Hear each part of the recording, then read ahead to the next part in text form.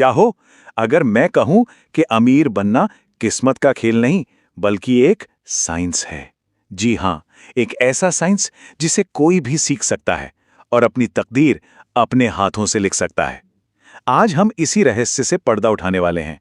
समझेंगे कि आखिर कैसे कुछ लोग बिल्कुल जीरो से हीरो बन जाते हैं, जबकि दूसरे बस अपनी किस्मत को कोसते रह जाते हैं। कभी सोचा है कि दुनिया में दो तरह के लोग ही क्यों दिखते हैं? एक तरफ वो हैं जो हमेशा अपने हालातों का रोना रोते रहते हैं, और दूसरी तरफ वो लोग हैं जो बिना किसी सपोर्ट के कामयाबी की ऐसी कहानी लिख देते हैं ना कि दुनिया देखती रह जाती है। तो आखिर फर्क क्या है इन दोनों में? देखिए, सारा का सारा खेल है माइंडसेट का। एक तरफ वो सोच है जो अपनी हर नाकामी का ठीकरा किस्मत पर फोड़ देती है, और दूसरी तरफ वो सोच है जो हर मुश्किल में एक मौका देखती है और अपनी जिंदगी की पूरी जिम्मेदारी खुद अपने कंधों पर उठाती है। और सच कहूं तो यही वो फर्क है जो ग्रेटनेस की नींव रखता है। तो आज के सफर में हम क्या क्या देखने वाले हैं? सबसे पहले हम किस्मत के झूठ का पर्दाफाश करेंगे। फिर जानेंगे सोच की असली ताकत के बारे में।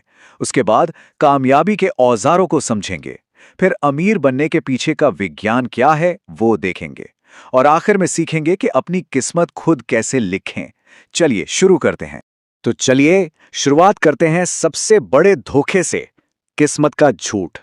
हम अक्सर सुनते हैं, अरे वो तो बहुत लकी है इसलिए अमीर है। पर सच बताऊं, जिसे हम किस्मत या लक कहते हैं ना, वो असल में हकीकत को न समझ पाने का एक बहाना है और कुछ नहीं। इसे समझने के लिए एक कहानी सोचते हैं। कल्पना कीजिए दो समुद्री जहाजों की। दोनों एक ही मंजिल की ओर निकले हैं। तभी रास्ते में एक भयानक तूफान आ जाता है। अब देखिए, हालात दोनों जहाजों के लिए बिल्कुल एक जैसे हैं। तूफान एक ही है, लेकिन दोनों जहाजों के कप्तान का रिएक्शन बिल्कुल अलग होता है। जो पहला कप्तान है वो डर जाता है। वो अपनी किस्मत को कोसने लगता है और हार मान लेता है। जहाज को लहरों के भरोसे छोड़ देता है। नतीजा, जहाज डूब जाता है। लेकिन दूसरा कप्तान, वो उस तूफान को एक चुनौती, एक मौके की तरह देखता है। वो फौरन हवा की दिशा समझता है, अपने जहाज को मोड़ता है और उसी तूफान की ताकत को अपनी रफ्तार बना लेता है। बाहर से देखने वाले कहेंगे कि वो कितना लकी था, बच गया। पर सच तो ये था कि वो तैयार। और यही सोच हमें थॉमस एडिसन के इस फेमस कोट में दिखती है। जब वो लाइट बल्ब बना रहे थे तो हजारों बार फेल हुए, पर उन्होंने ये नहीं कहा कि मेरी किस्मत ही खराब है। उन्होंने कहा, मैं हारा नहीं हूं, मैंने बस 10,000 ऐसे तरीके खोज लिए हैं जो काम नहीं करते। मतलब हर नाकामी सीखने का एक नया तरीका थी। यही वो माइंडसेट है जो किस्मत के डर से आजाद कर देता है। तो ठीक है, ये तो साफ हो गया कि किस्मत असली वजह नहीं है। तो फिर असली वजह है क्या? वो है हमारी सोच की ताकत। आज हम जिस भी हालत में हैं, चाहे वो अच्छी हो या बुरी, ये हमारे कल में लिए गए फैसलों और हमारे विचारों का ही तो नतीजा है। और यहीं पर कामयाब और नाकामयाब लोगों में एक बहुत बड़ा फर्क नजर आता है। देखिए, जो सक्सेसफुल लोग होते हैं ना, वो फैसले बहुत तेजी से लेते हैं, पर एक बार ले लिया तो उसे बदलने में बहुत समय लगाते हैं। वहीं दूसरी तरफ जो अनसक्सेसफुल लोग हैं, वो एक छोटा सा फैसला लेने में ही महीनों लगा देते हैं और फिर उसे चुटकियों में बदल भी देते हैं। एक बात हमेशा याद रखनी चाहिए, कोई फैसला न लेना दुनिया का सबसे खराब फैसला होता है। क्या आपको पता है, एक रिसर्च कहती है कि एक एवरेज इंसान दिन में लगभग 35,000 फैसले लेता है। चौंक गए ना? और इनमें से ज्यादातर तो हमें पता भी नहीं चलते, अनकॉन्शियस होते हैं। अमीर बनने का सफर तब शुरू होता है जब हम होश में रहकर जानबूझकर ये फैसले लेना शुरू करते हैं कि अपना समय कहाँ लगाना है, किन लोगों के साथ रहना है और अपने दिमाग में कौन सी इंफॉर्मेशन जाने देनी है। स्टीव जॉब्स का ही एग्जाम्पल ले लीजिए। जब उन्होंने एप्पल की शुरुआत की थी तो क्या उनके पास कोई परफेक्ट बिजनेस प्लान था? नहीं। उनके पास कोई बहुत डिटेल नक्शा नहीं था। उनके पास था तो बस एक पक्का फैसला, एक मजबूत इरादा कि उन्हें दुनिया को एक नई टेक्नोलॉजी देनी है, और उनका वही एक फैसला इतिहास बदलने के लिए काफी था।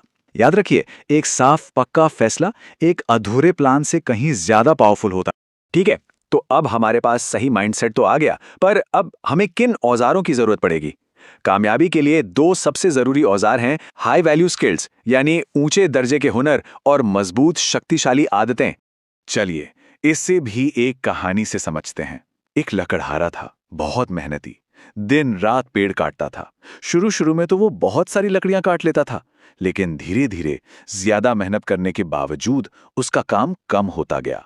वो बेचारा परेशान हो गया उसे लगा कि शायद उसकी किस्मत ही खराब हो गई है। तभी एक बूढ़े समझदार आदमी ने उससे बस एक सवाल पूछा, बेटा, पिछली बार तुमने अपनी कुल्हाड़ी पर धार कब लगाई थी? लकड़हारा एकदम चुप हो गया। उसे अपनी गलती समझ आ गई। वो मेहनत तो बढ़ा रहा था, पर अपने सबसे जरूरी औजार, अपनी कुल्हाड़ी पर ही ध्यान देना भूल गया था। और जानते हैं, हमारे स्किल्स, हमारे हुनर भी बिल्कुल उसी कुल्हाड़ी की तरह हैं। अगर हम उन्हें समय समय पर तेज नहीं करेंगे तो हमारी सारी मेहनत बेकार चली जाएगी।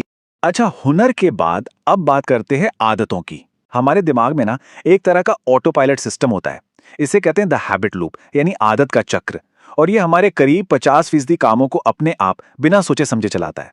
जो अमीर और कामयाब लोग होते हैं वो इस चक्र को समझते हैं और इसे अपने फायदे के लिए इस्तेमाल करते हैं। तो ये चक्र काम कैसे करता है? इसके 3 हिस्से हैं।